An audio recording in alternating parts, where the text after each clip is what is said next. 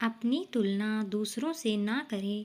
एक बार की बात है, किसी जंगल में एक कौवा रहता था। वो बहुत ही खुश था क्योंकि उसकी ज़्यादा इच्छाएं नहीं थी। वह अपनी ज़िंदगी से संतुष्ट था, लेकिन एक बार उसने जंगल में किसी हंस को देख लिया और उसे देखते ही सोचने लगा कि ये प्राणी कितना सुंदर है। ऐसा प्राणी तो मैंने पहले कभी नहीं देखा, इतना साफ और सफ़ेद। यह तो इस जंगल में औरों से बहुत सफ़ेद और सुंदर है, इसलिए यह तो बहुत खुश रहता होगा। कौवा हंस के पास गया और पूछा, भाई तुम इतने सुंदर हो इसलिए तुम बहुत खुश होगे।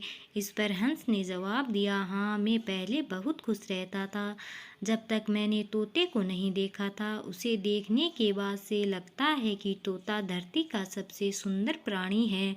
हम दोनों के शरीर का तो एक ही रंग है, लेकिन तोते के शरीर पर दो दो रंग है। उसके गले में लाल रंग का घेरा और वो सुर्ख हरे रंग का था।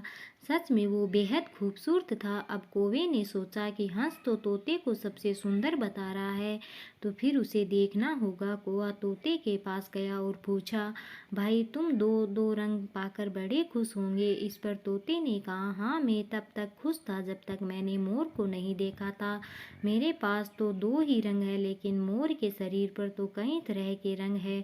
अब कौवे ने सोचा, सबसे ज़्यादा खुश कौन है यह तो मैं पता करके ही रहूँगा, इसलिए अब मोर से मिलना ही पड़ेगा। कौवे ने मोर को जंगल में ढूंढा, लेकिन उसे पूरे जंगल में एक भी मोर नहीं मिला। और मोर को ढूंढते ढूंढते वह चिड़ियाघर में पहुंच गया तो देखा मोर को देखने बहुत से लोग आए हुए हैं और उसके आसपास अच्छी खासी भीड़ है। सब लोगों के जाने के बाद कौवे ने मोर से पूछा, भाई तुम दुनिया के सबसे सुंदर जीव हो और रंग बिरंगे हो, तुम्हारे साथ लोग फोटो खिंचवा रहे थे, तुम्हें तो बहुत अच्छा लगता होगा और तुम तो दुनिया के सबसे खुश जीव होंगे।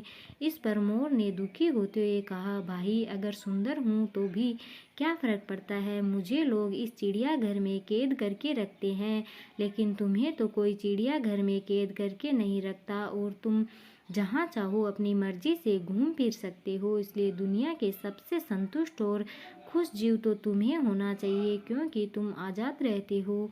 कौवा हैरान रह गया क्योंकि उसके जीवन की अहमियत कोई दूसरा बता गया।